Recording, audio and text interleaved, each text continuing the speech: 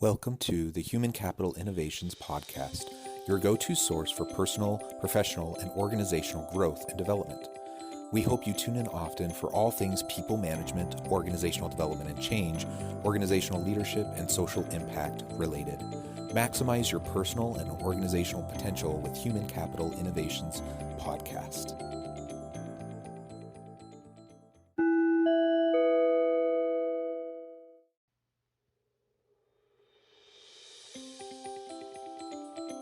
Welcome to the Human Capital Innovations Podcast.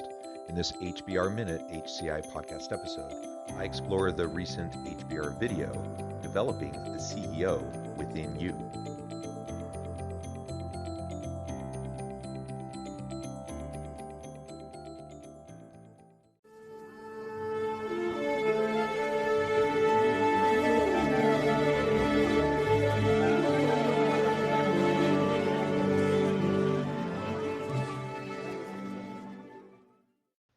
Welcome back to the Human Capital Innovations Podcast. It's great to be with you again today for this HBR Minute HCI podcast episode. Today I'll be exploring the HBR video, Developing the CEO Within You. An interview with Joseph L. Bauer, professor at Harvard Business School. This video talks about becoming an effective CEO, work for companies committed to leadership development, and taking responsibility for your own development on the job. Thanks for joining me, and I'll catch you on the flip side of this first clip. Okay, our mission for today is to help aspiring leaders prepare themselves to be strong CEO candidates in the future. But before we dive into the specifics, can you explain to us what an inside-outsider is? Sure. An inside-outsider is a manager that has grown up inside the company, developed there, but somehow or other hasn't drunk the Kool-Aid, has retained objectivity, has a perspective on what's happening in the world, and can understand the need for change in the company. Okay, thanks. I really like how we start out this video in talking about an insider-outsider. This is really, really important for organizations because we need institutional knowledge. We need people who know the internal politics, who know the players, the stakeholders, and have relationships with key people throughout the organization. But at the same time, we need people who can bring in outside perspectives, who haven't drunk the Kool-Aid, who can still see the problems and are willing to speak up and speak out about those problems. And so that's what he calls the insider-outsider. And frankly, more organizations need to be able to utilize these individuals. It's difficult, though, because a lot of times these insider-outsiders, they get pushed further and further to the edge or even to the outside, forced to leave the organization, or they choose to leave the organization because of the discomfort they feel, because they aren't drinking the Kool-Aid, because they are pushing back, they are challenging. But there is such thing as loyal dissent, and if I am fully committed to an organization and I see something problematic, either from a leader or in the processes, the systems, the policies, the procedures, I need to be able to speak up about those things, and I need to share my input. And organizations need that input. They need to leverage people with that kind of a background, that kind of a capacity. I've personally seen myself this way in many organizations in the past as an insider-outsider.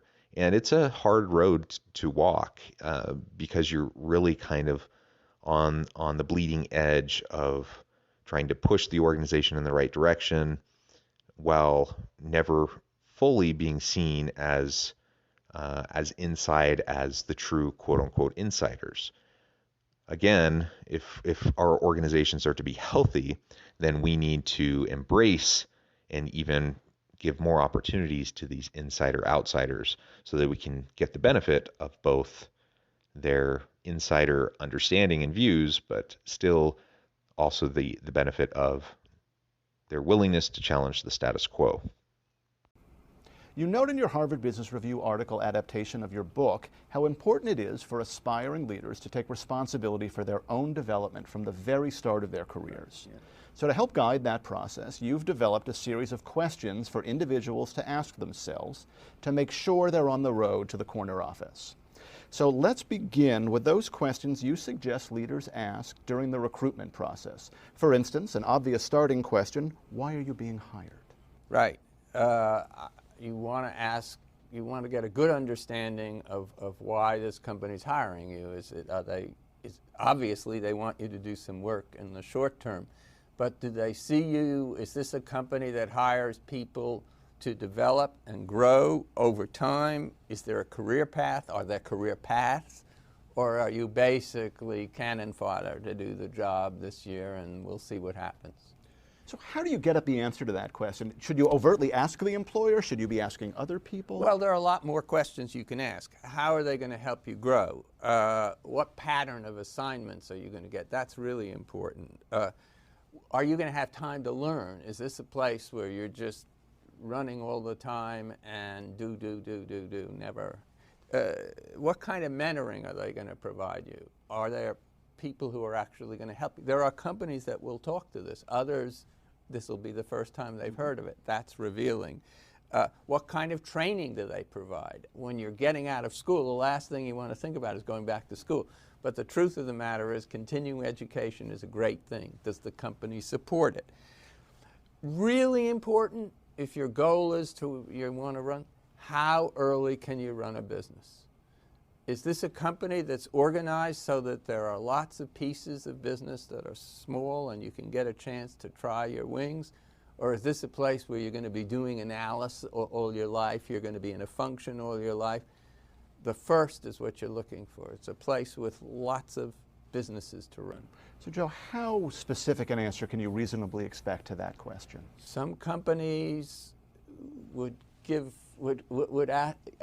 they'd organize their pitch to you around the kind of questions I just asked. So some companies have really thought about it. Great. The truth is, we need to take ownership over our own professional development. He proposes a series of questions, and so in the upcoming clips, those categories of questions are going to be explored a little bit as a teaser to the book and to other lectures and videos you can find as he speaks on this topic. The first, though, is in the recruitment process as you're going into the organization, the types of questions you should be asking as you're trying to determine whether it's a good fit for you. Of course, the organization is going to try to figure out if you're a good fit for them, but just because they want you doesn't mean you want them. So let's explore that here in just a moment. But first, I want to say that even though he's framing this as being your own CEO and preparing yourself for the corner office, that doesn't need to be your end ambition. Whether or not you want to be a CEO someday, we're all leaders and we all are going to have increasingly responsible roles within organizations where we find ourselves. So whether we're a middle manager, whether we're a senior executive, a CEO, an entrepreneur trying to pave our own path, whatever the case may be, we are going to influence others, we are going to lead others, and these principles that he's exploring apply just as well to anyone trying to progress in their career and find and lean into those new leadership opportunities. So with that said as a precursor, I do think this applies to anyone listening, anyone considering about how you might develop yourselves in your own careers or how you might help your people to do the same. So let's think about the recruitment process. How are we going to make sure that this is going to be a good place for us? Now, of course, we want to be paid fairly. We want a good benefits package. We can do some research and try to find out about the culture a little bit and those sorts of things. That's all important. But what he's suggesting is that from the get-go, we should try to figure out what the organization's going to do for us, how they're going to invest in us, and what kinds of opportunities they're going to give us to grow and develop while we're in our current role that we're being hired for, so that perhaps we can grow into the next role, the next level up. That's not something that every hiring manager is even thinking about. They should be, but they're not. And because they're not, we need to press that point a little bit and try to really understand what kind of coaching and mentoring culture there is and how we're going to be supported through challenging stretch assignments and other opportunities so that we can learn and grow. If I'm going to commit so much of my time and energy to this organization, I want to not only do a good job, of course, and provide value to the company, but I want to develop myself, my skills, my knowledge, my capabilities, my competencies, and prepare myself for the next step up. whenever that is. That may be in 6 months, a year, 5 years, but I want to be prepared for the next opportunity. And so we need to be asking those questions to make sure the company is willing to invest in us. So the next phase, now that you're on the job, you've developed another series of questions to help shepherd your development further. The first sounds like an obvious one to me. Do you meet your numbers? Well, yeah. I mean, in the end of the day, it's great to talk about growth and development, but you've got to perform. You can't get into the game without developing a reputation for meeting your commitments. So that's very important. But there are other kinds of things. If you're a person who is early recognized as someone who helps others, do you develop other people? Is working with you a step up for them? Well, that is a huge thing in your own reputation as a developer. How do you get on with your peers? Are you so competitive that they don't trust you, or are you someone that they really welcome? That's a big deal. How do you manage up? I mean, one of the most interesting things is we think of our bosses as people who are going to help us. So that usually means when your boss sees you coming, they say, uh-oh, here's a problem. They're going to ask for something. Well, think about what a difference it makes if you can actually help your boss. So managing up is a big issue, and how you're going to help the organization. That also means you're learning about what it means to manage at higher levels of the organization. Finally, I would say, are you transparent? Or are you as someone who gets a reputation for spinning what they do? So basically, if you're going to be a leader, you probably want to get a reputation for being pretty straight. Now, does that mean being brutally honest? Can't you still tell a good story to talk up what you're doing, what your team is doing?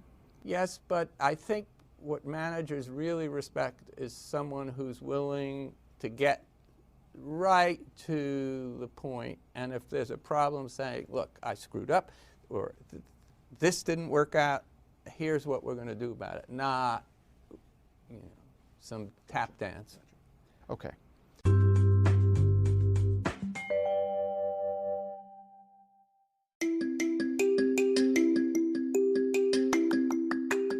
I'm excited to announce the publication of my new book from HCI Press, Bluer Than Indigo Leadership: The Journey of Becoming a Truly Remarkable Leader.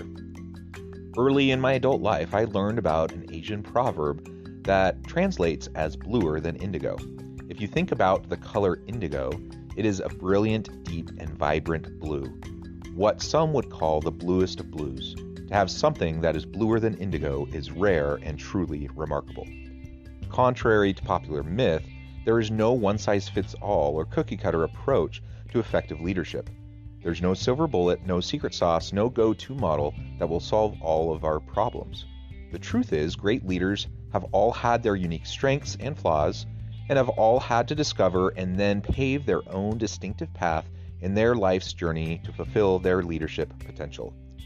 Bluer Than Indigo Leadership will help you discover your own path and explore those ordinary, everyday actions that will help you respond to an uncertain future and produce extraordinary results for individuals, teams, and organizations.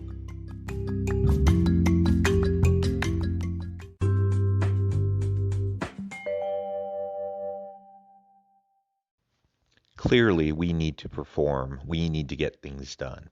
And so that's about hitting our own metrics, our own KPIs, setting clear goals and objectives and working towards those, and making sure that those around us, particularly those we report to, understand what we are accomplishing, that we can communicate that clearly, effectively, transparently, so that they can see what we're accomplishing.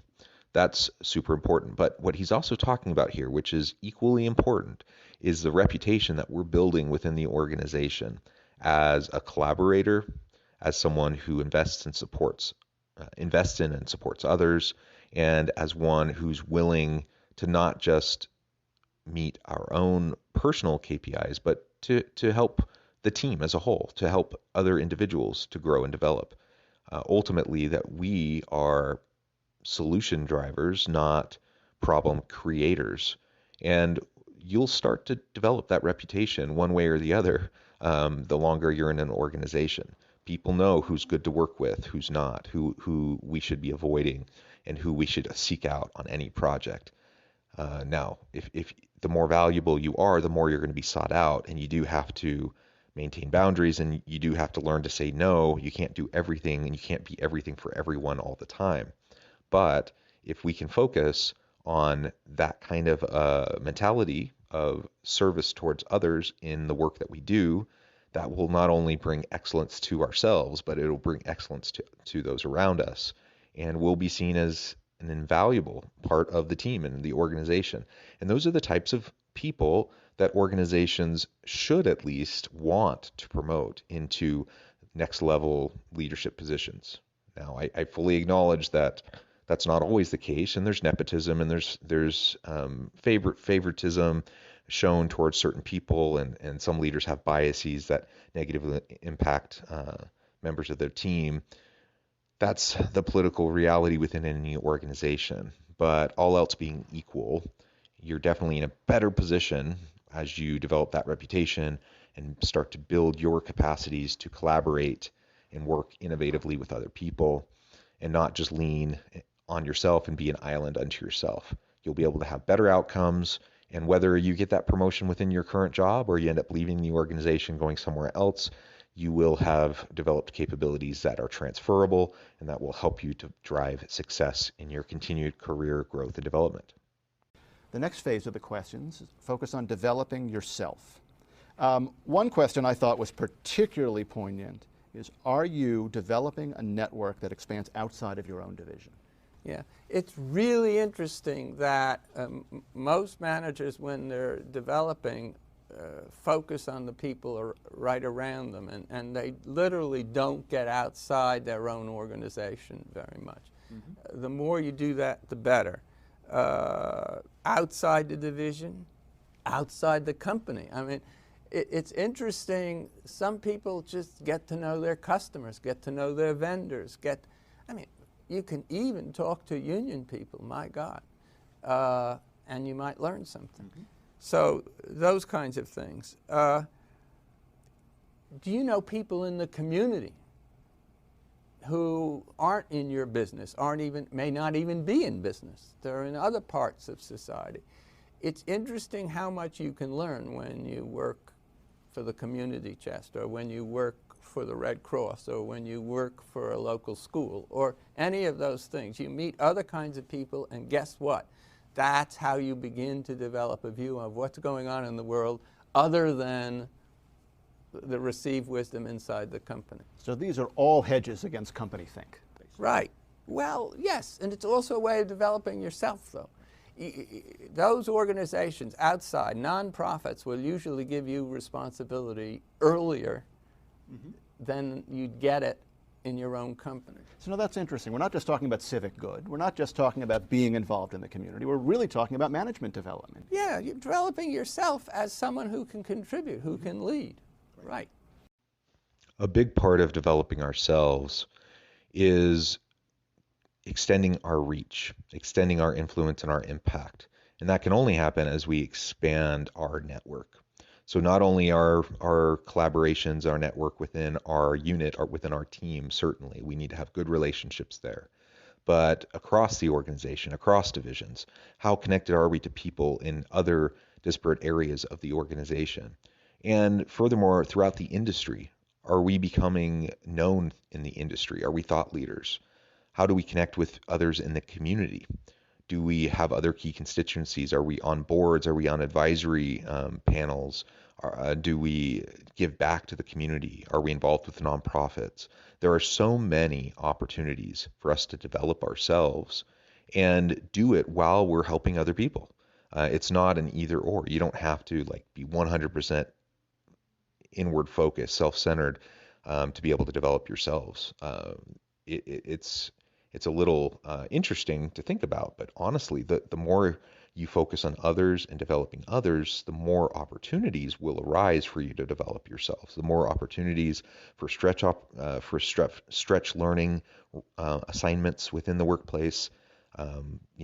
Team up with a nonprofit where you can take on advanced leadership roles, budgetary roles, operations roles that are probably far beyond where you're at in your career, simply because they need you and they need your talents and your skills, and you can get the experience. So just looking for ways to expand that network, looking for ways to expand your experience, looking for ways to give back and to learn continually and grow through giving back. Okay, final phase of the questions that you suggest leaders ask themselves. Focus on living a balanced life. Well, I mean, I have to tell you that when I work with middle managers,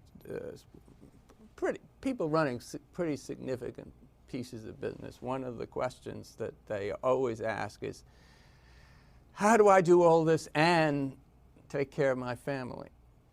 And you take care of your family, you have to, your friends, who are the people who will stick with you and help you during difficult times? Who's your mirror? Who tells you the truth instead of what you want to hear? The higher you go, the more you're going to hear what you want to hear, not what will really help you. And it takes a lot of management of the calendar. I mean, one of my favorite friends starts the year by putting on the religious holidays and then the birthdays of the children and so on, and those can't be touched. And it's surprising how much he can do, even though he's meeting a whole different set of obligations. Joseph Bauer, great advice. Thank you very much for joining us today. You're very welcome. Thank you. The points he makes here in this last clip, I think, are also very excellent. We need to have that mirror. We need to have those individuals we can lean on who can shoot straight with us and tell us what we need to hear, not just people who tell us what we want to hear. And that can be a really challenging thing, particularly the further up we get within an organization. The higher level roles that we find ourselves in, we are going to be surrounded more and more by sycophants. And that could be because of the way we act and the way we interact with those around us. We could promote that inadvertently and actually create a condition where we have a really tight bubble around us of yes men, yes women, sycophants who only tell us what we want to hear. But even when we're trying to be quite proactive in squelching that kind of nonsense, it still emerges because people are drawn to power and influence, and people want to better their career and create new opportunities for themselves by approximation and association with others who are very successful. So just by the virtue of you being successful and finding yourselves in advanced roles, there will be people around you who just tell you what you want to hear. So you got to be careful. You got to keep a reality check, not drink the Kool-Aid, and understand that not everything's rosy. So who is going to be on your personal advisory board, so to speak? Who's going to be there who you can lean on, who will actually shoot straight with you? These are the types of relationships you're trying to develop throughout your career. So you have people you can lean on, they can lean on you, and you're a sounding board, and ultimately everyone wins with those types of relationships. At the end of the day, if we want to grow into our own capacities, if we want to develop ourselves into that future CEO, that future executive, that future influential and impactful leader, we need to, of course, develop ourselves. We need to take responsibility for that personal development and the knowledge, the skills, the abilities, the competencies and capabilities that will be necessary for us to thrive. But that can't happen alone. We're not an island. We can't do it ourselves. We have to have trusted advisors. We have to have trusted relationships, people we can lean on. And ultimately, we have to focus on the development of those around us. When we focus on the development of those around us, within balance, of course, not overexerting ourselves. We can't run faster than we have strength. We have to merely move forward in a positive direction in a balanced way. But as we do that, and we remember the importance of our friendships and our family relationships, and we focus on those as well, we will grow into the new opportunities that come before us. I really like this video. I really appreciate all the insights provided here. I hope they were interesting to you and hopefully give you some food for thought, things to consider as you move forward into your own personal development, but also as a leader, what you can do to help your people on your team recognize the role they play in their own development, that they can lean into that and they can take personal responsibility, and then you can support them as they try to learn and grow and develop into their full potential. Thanks for joining me for this episode of the Human Capital Innovations Podcast.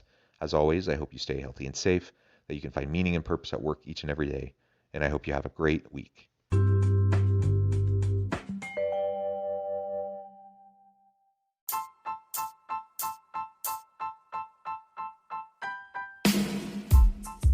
The alchemy of truly remarkable leadership. Ordinary, everyday actions that produce extraordinary results. Consider how the nature of work has shifted over the past 50 years. With increased globalization, rapid technological advancement, and the shift in economic composition, the average job of today looks very different than the average job of 50 years ago.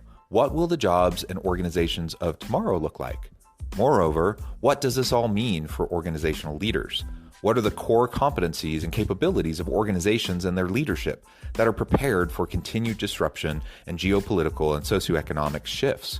Regardless of what the future holds, increasingly, leaders need to be socially minded, data-driven, decisive, champions of talent, and disruptors of the traditional notions of leadership, teams, organizations, and work.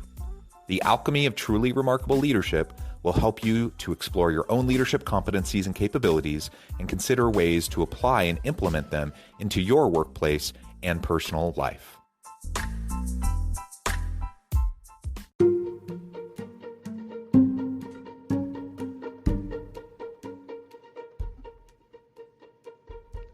Check out Human Capital Innovations magazine, Human Capital Leadership. Human Capital Leadership is a free, interactive e-magazine with the mission to help individuals, leaders, and organizations find innovative approaches to maximize their human capital potential. We publish issues quarterly in August, November, February, and May. Take a look at the latest issue and let us know what you think.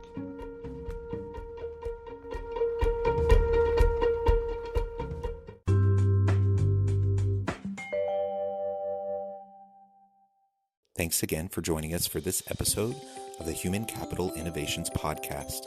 I hope you stay healthy and safe and that you have a great week.